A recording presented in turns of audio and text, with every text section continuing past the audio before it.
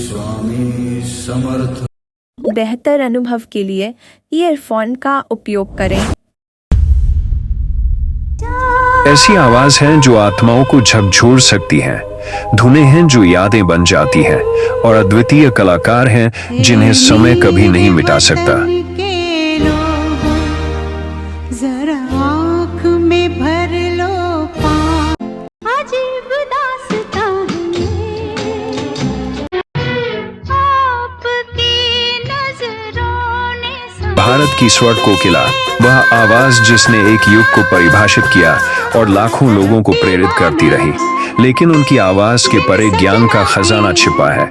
आज हम लता जी के जीवन के 4 शक्तिशाली पाठों पर प्रकाश डालेंगे, जो हम में से प्रत्येक को महानता तक पहुंचने के लिए प्रेरित कर सकते हैं। दृढ़ता ही शक्ति है। संगीतकारों के परिवार में जन्मी युवा लता जी को शुरुआती जीवन में कठिनाइयों का सामना करना पड़ा। जब उनके पिता का निधन हो गया तो उन्हें 13 साल की उम्र में ही कमाने वाली महिला बनने के लिए मजबूर होना पड़ा। उस जिम्मेदारी के भार की कल्पना करें। फिर भी कई अस्वीकृतियों, कठिनाइयों और उद्योग के अभिजात वर्ग के कभी कभी उपहास के बावजूद उन्होंने हार मानने से इनकार कर दिया। प्रत्येक रिजेक्शन आगे बढ़ने के लिए ईंधन बन गया, प्रत्येक चुनौती सफलता की सीढ़ी बन गई। तो ये तो नहीं हुआ कि हमेशा उनको बड़ी अच्छी धुन बना के दी गई या हमेशा बहुत अच्छा लिख के दिया गया।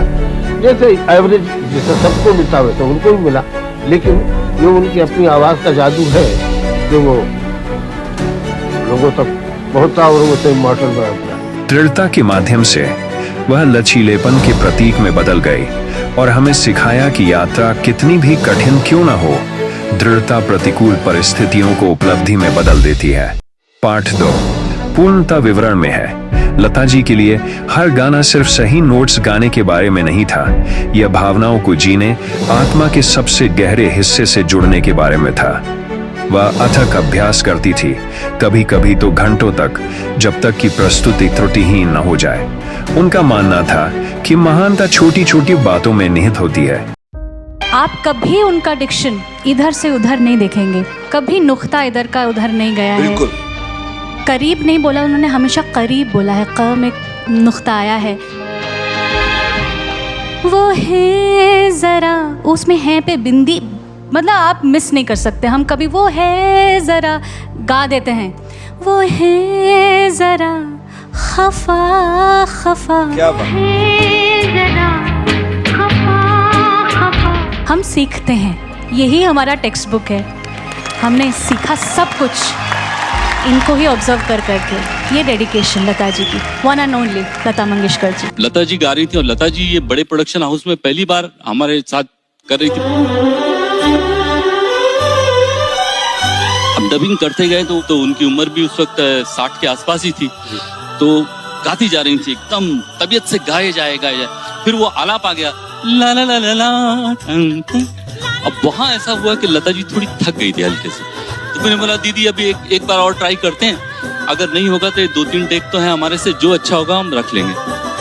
तो बोले अच्छा, बोले ठीक है एक बार लो। और फिर जो वो उस टाइम उन्होंने लिया, अब मुझे लग गया कि अब ये बहुत जमा के करेंगी, तो जो लिया तो तुम गाना सुनना, वो म्यूजिक आता है, हाँ जाके उसके पार लैंड किया है उन्होंने।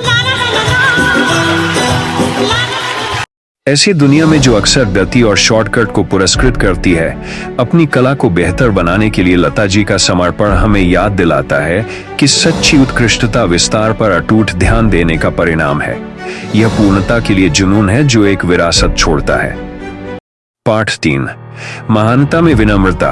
अपनी अपार सफलता, प्रशंसा और लाखों लोगों के आदर के बावजूद लता मंगेशकर विनम्र और जमीन से जुड़ी रहीं। वह अक्सर दूसरों से सीखने, उद्योग के प्रति अपनी कृतज्ञता और अपने विश्वास के बारे में बात करती थी कि वह सिर्फ एक माध्यम थी जिसके माध्यम से संगीत प्रवाहित होता है। जब भी वो रिकॉर्डिंग के लिए आई तो वो अपने म्यूजिक हॉल के बाहर चप्पल उतार देती थी और उस दरवाजे को ऐसे चूमना कि जैसे किसी सरस्वती के मंदिर में आए। इतनी अच्छी पाकीज़ा आवाज़ तभी हो सकती है अगर उनका पवित्र मन हो। हर चीज़ से बारातर हो, क्योंकि ये जो संगीत है ये तो बड़ा ईश्वर और अल्लाह की देन है। अनिल दा ने मुझे बहुत सारी चीज़ें सिखाई, मतलब मैंने उनसे सीखी, जैसे गाने में सांस कहाँ छोड़नी चाहिए, कहाँ लेनी चाहिए, तो ये मैंने उनसे सीखा। यहाँ तक कि मैं माइक के सामने होती थी तो लोगों को पता भी नहीं चलता कि मैंने कहाँ सांस ली, कहाँ छोड़ी। दूसरी बात मैंने उनसे ये सीखी कि कोई सुर लगाना है तो कितना मतलब फेड इन फेड आउट करना, ये मैंने उनसे सीखा। उन्होंने हमें दिखाया कि चाहे हम कितनी भी ऊंची उड़ान भर लें, ये हमारी विनम्रता ही है जो हमारे चरित्र को परिभाषित करती है। विनम्रता स्वयं को छोटा करने के बारे में नहीं है, ये पहचानने के बारे में नहीं है कि महानता साझा की जाती है, दावा नहीं किया जाता है। पाठ 4, विरासत निरंतरता पर निर्मित होती है। 7 दशकों से अधिक समय तक लता मंगेशकर की आवाज अपनी सुंदरता, अनुग्रह और भावनात्मक गहराई में अद्वितीय रही, जबकि कई लोग समय के साथ फीके पड़ गए। उन्होंने पीढ़ियों को मंत्रमुग्ध करना जारी रखा, यह साबित करते हुए कि सच्ची सफलता एक बार की घटना नहीं है, यह आप जो करते हैं उसके प्रति निरंतर जुनून, समर्पण का परिणाम।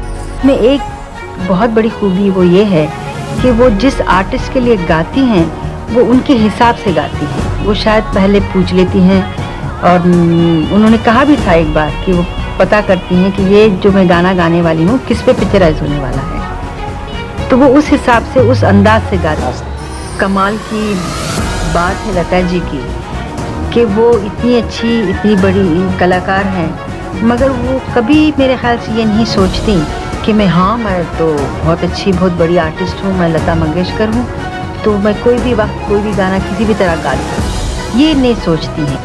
उनकी यात्रा में हमें एक चिरस्थायी विरासत के निर्माण की कुंजी मिलती है। दिन ब दिन दिखना, अपनी कला में प्यार डालना और समय को कभी भी अपने जुनून को कम नहीं होने देना। लता मंगेशकर एक आवाज से कहीं ज्यादा थीं। वह एक संस्था थी, प्रेरणा की किरण थीं। और अगर हम ध्यान से सुने, धुनों से परे, हम वह ज्ञान सुनते हैं जो हमारे जीवन का मार्गदर्शन कर सकता है। दृढ़ता, पूर्णता, विनम्रता और निरंतरता, ये उसके स्तंभ थे और आज वे हमारे हो सकते हैं। यदि आपको इस वीडियो से प्रेरणा मिली है तो इसे लाइक, सब्सक्राइब और दूसरों के साथ शेयर करना न भूलें।